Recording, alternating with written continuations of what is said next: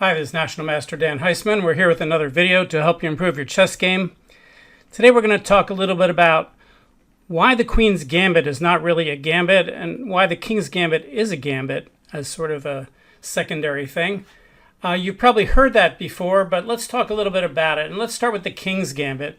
The reason the King's Gambit is a gambit, e4, e5, f4, e takes f4, that's the best move if you're black.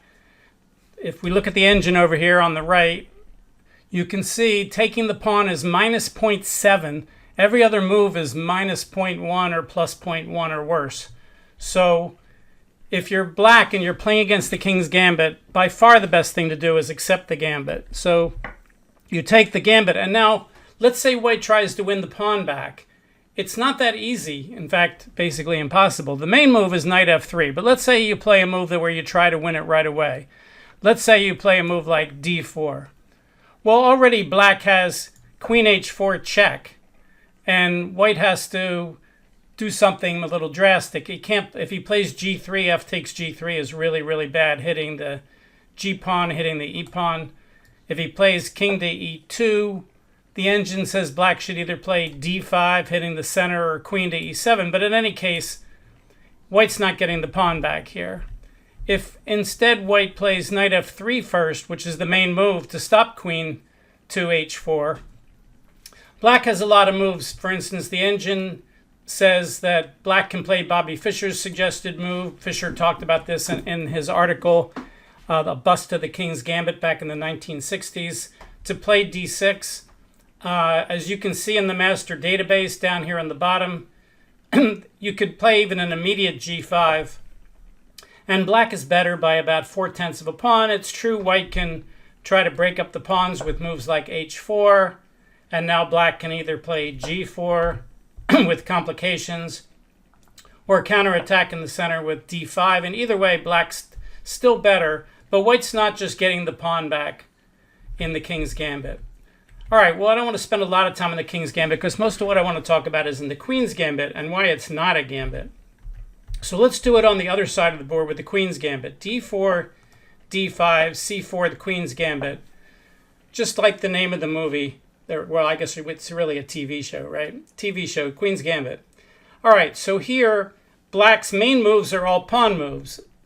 The Slav is c6. You could see, if we look at the database over here, c6, the Slav, is played 51% of the time in the master database. It's the most popular move by far. The second most popular move at 33% is e6. And the third most popular move is d takes c4, which is 12%. If we add up all those percentages, 51, 33, and 12, that's 96% of the time a master plays one of those three pawn moves. So, for instance, you want to avoid playing like the Marshall defense, where after pawn takes, knight takes, white plays knight f3, and black's in some trouble if knight c6, e4, knight f6, knight c3. White's got a monster center, and black's been moving that knight 3 times.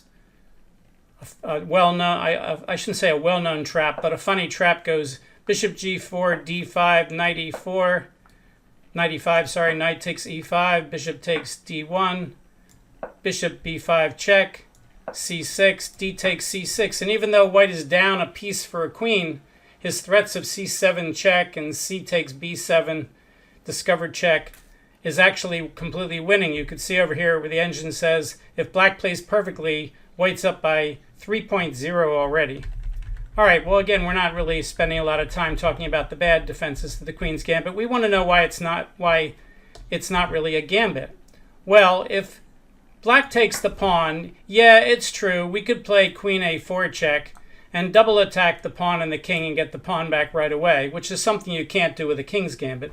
But if you look at the database, queen a4 check out of 21,295 games was only played 74 times, and probably by lower rated players. It's just not considered a really good move. So even though you can get the pawn back right away, that's not the best way to do it. The main move here, and you can see it's played in over half the games, is knight to f3. And the idea of knight to f3 is to stop an early e5 for black. So for instance, Let's say white tries to win this pawn with the bishop. Let's say white plays e4. If we look up here at the engine, the number one move against e4 is e5, which a lot of weak players don't even think about playing because it looks like it's not safe. But if you play e5, white should really not take the pawn because black can trade queens, and then black can play something like knight c6 hitting this pawn, and already black's a lot better. So that playing e5 is perfectly safe. If white tries to play d5, then black can start counterattacking the e-pawn right away, and white again doesn't have enough time to play bishop takes c4, and this isn't all that wonderful for white. So on e4, threatening to win the pawn right away, black can play e5. The computer says by far the best move for white here is to play knight to f3. But white will get his pawn back eventually. If white instead says, I don't like all that things with my hanging d-pawn, let's just play e3. A lot of beginners, a lot of amateurs play e3. So because they don't want to play knight f3, they're worried that black will have too much time to save the pawn. So they play e3 right away. And as you can see, the engine says the best move here is e5. Again, same idea of what black was trying to do and what white was trying to prevent by playing knight f3 instead of e3. If you look at the master database, black actually doesn't even play e5 the most. Black plays knight f6, which is almost as good, 0.2 for e5, 0.3 for knight f6. So e3 does give white the advantage. But the main move, as we keep saying, is to play knight f3. And you might say, well, doesn't that give him time to play b5 or maybe c6 followed by b5? And it will transpose. The main line here, as you can see, played 68% of the time for black, and it's the number one move in the engine, is knight to f6. But we can quickly take a look at what happens if b5. So let's say b5. And what you normally want to do here is break up the pawns. So you can play e3 first and then play a4, or you could play a4 right away. The engine says it doesn't make much difference. Let's show you a4. Clearly black can't play a6 in any of these lines. White just takes, and black can't take back because of the sneaky pin, and he loses the rook. So a6 is not a move. If he plays b4 here after a4, if he plays b4, then white can play a move like e5 or e4, and black's going to have trouble holding this pawn. Let's say black tries it with bishop a6. White can just attack the pawn again with queen c2, and there's no more black pieces to guard the pawn. If he plays b3 to temporarily hold it, queen to c3, and this pawn is hit twice and can't be guarded. Let's say instead black plays c6, which is pretty common. Then the idea is to break up the pawns and play b3. You can play a takes b, c takes b, and then b3, threatening to isolate the pawns and win them. If black now plays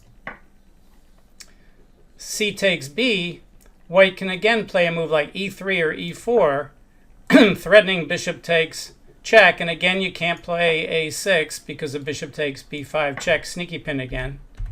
But let's say he tries to hold it some other way. Let's say he plays bishop to d7. White just plays queen takes b3, hitting this pawn twice again. Let's say black tries to guard it with queen to b6. White keeps attacking it with knight to c3. Black's running out of ways to guard it. If he tries a6 again, the engine actually says, oh, the pawn's pinned. I can play bishop c4, threatening this pawn. If he plays e6, now I can take the pawn. And he has the same kind of problems. Bishop takes, and if the queen takes back, queen takes queen,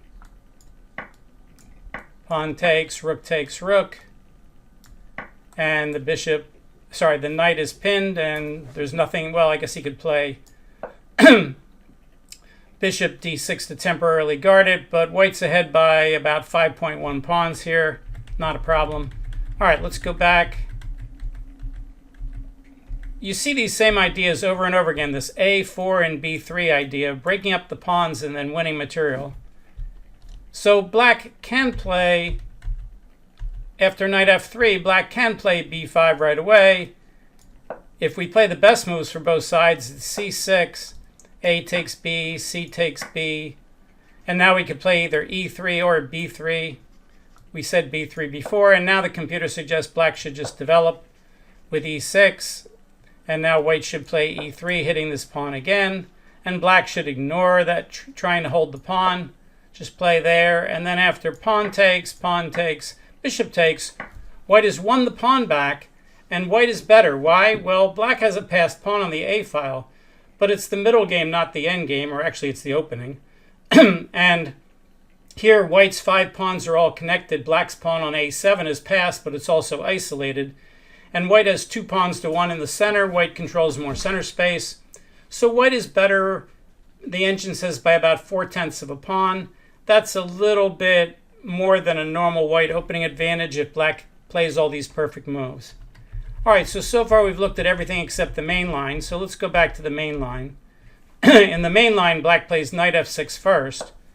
And then white just plays e3. Again, e4 is a little bit problematic. That's one of the things that knight f6 prevents. So e3.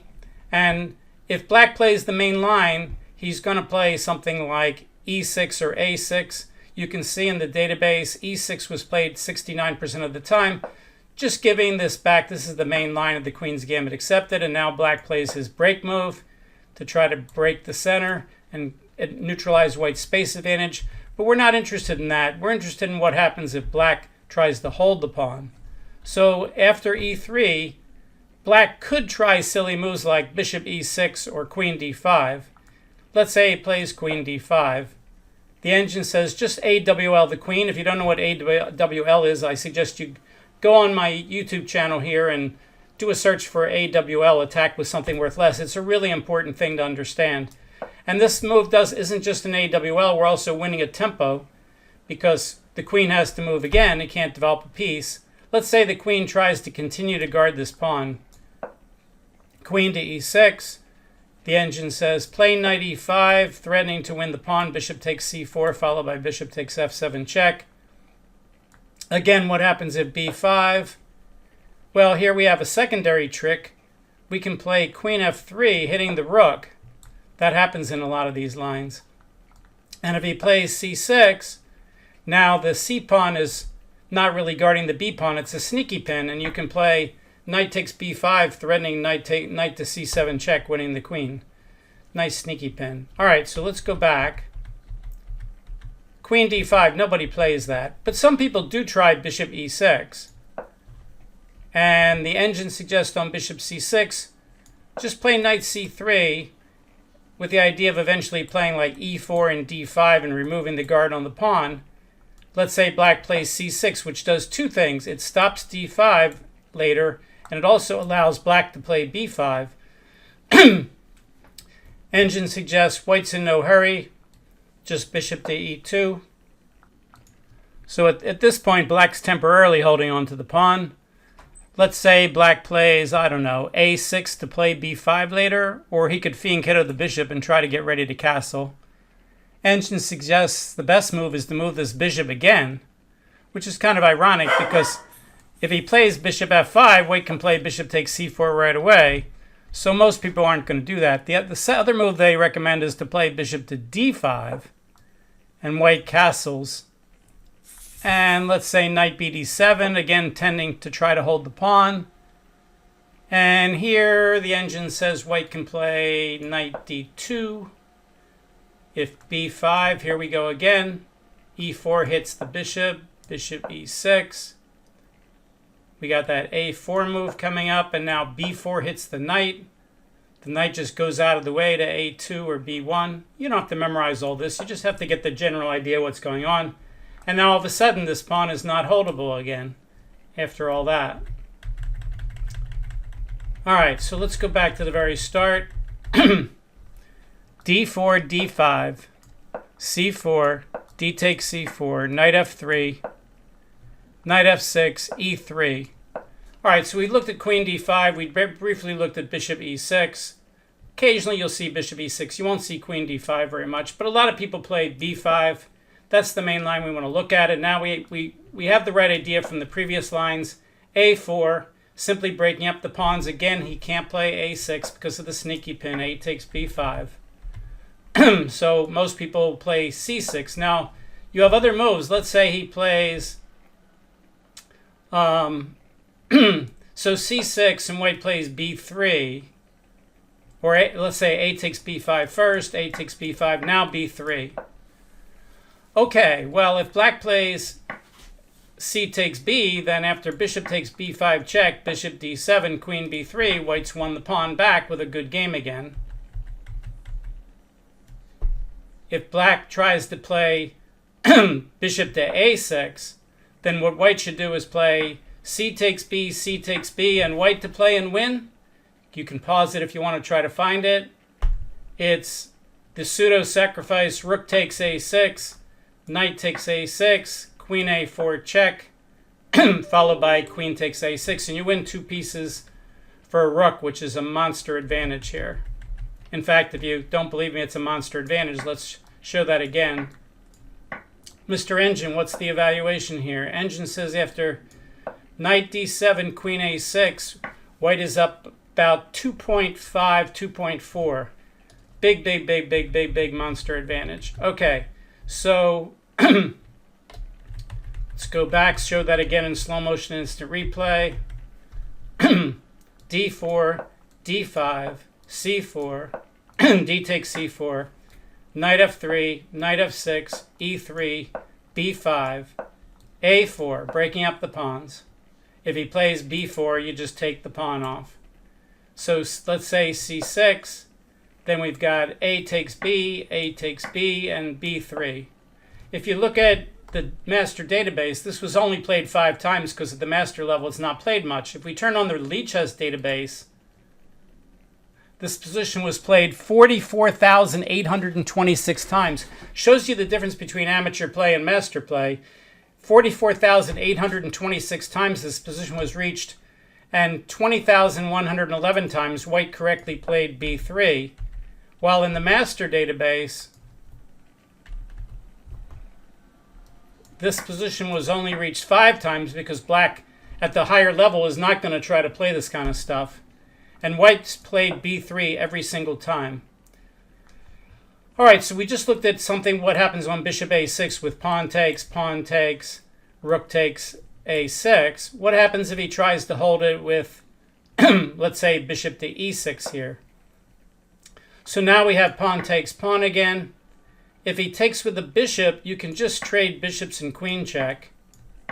See, now this is much better than queen check on the third move, where our queen is a little exposed. Now this is actually pretty good. Let's say he develops the knight. We don't have to take with the queen and let the knight attack the queen. We could attack it a second time with knight to A3. If he plays C6, we could put the pressure on the pinned knight with knight E5. This pawn is a goner, and white's almost on the verge of winning here at about 0.8, 0.9.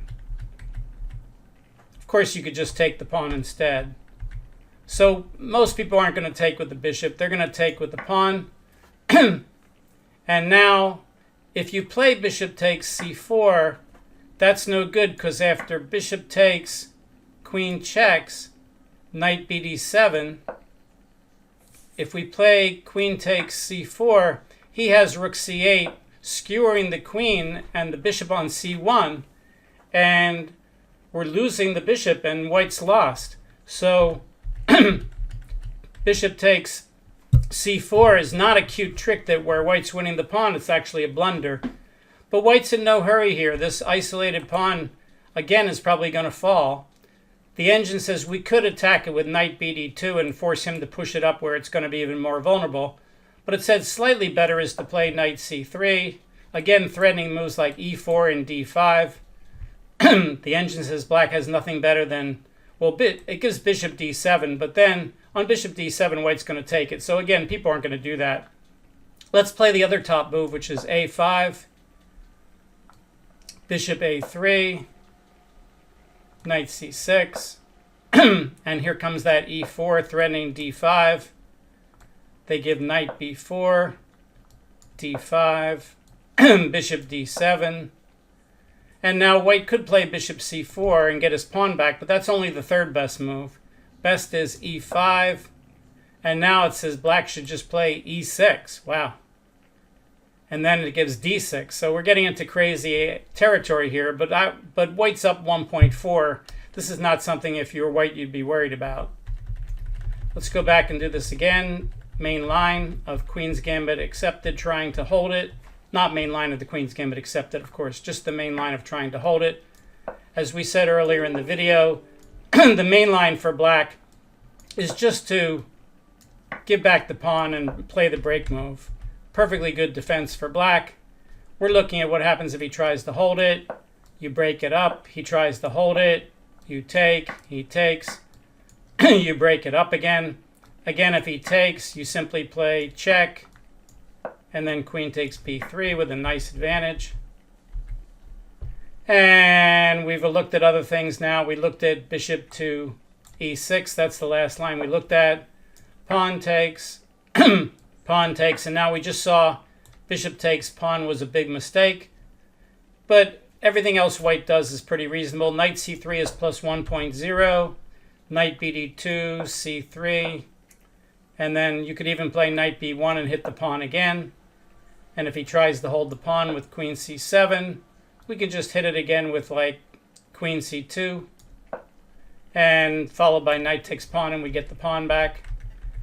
But the engine slightly likes knight c3 a little better. With the idea again of e4, d5. And black's pieces are all awkward here trying to hold that pawn. That's one of the problems with trying to hold the pawn is not only can't you hold the pawn if white plays perfectly, but if you're putting all your pieces on awkward squares and white plays well, then white's advantage is accentuated and black's in some trouble. All right, so today we've looked at the fact that the King's Gambit is a real gambit, but we spent a lot more time on the Queen's Gambit trying to show you why the Queen's Gambit is not really a gambit, because white can win the pawn back with favorable play. If black tries to not give it back, then that's good for white. So the main lines for black in the Queen's Gambit accepted are to give back the pawn right away. Trying to hold it is tricky, and there's some cute stuff in there. So, you know, you do see this. But again, if we go back to the database, this move b5, in the master database, b5 is played 266 times out of 10,300. And that's probably when the master's playing white and the weaker player's playing black. But in the LiChess database, b5 is played 11% of the time, 167,926 times out of 1.5 million. So this move is quite, you know, not, I won't say popular, but quite well seen at the amateur level, so that you can't just ignore it and say nobody's going to do that, because 11% is not nobody. And when they do that, you want to understand what to do. Okay, hopefully today's video was very helpful. The main thing you can do, you can always like my videos, you can subscribe to the channel, you can follow me on Twitter for my chess tip of the day at Dan Heisman on Twitter. But the main thing to do is tell your chess friends about my YouTube channel, because I've got over 300 and, was it now, 60, 350, 360 videos on how to get better at chess, covering almost every aspect of chess improvement. Okay, we'll see you next time. Thanks.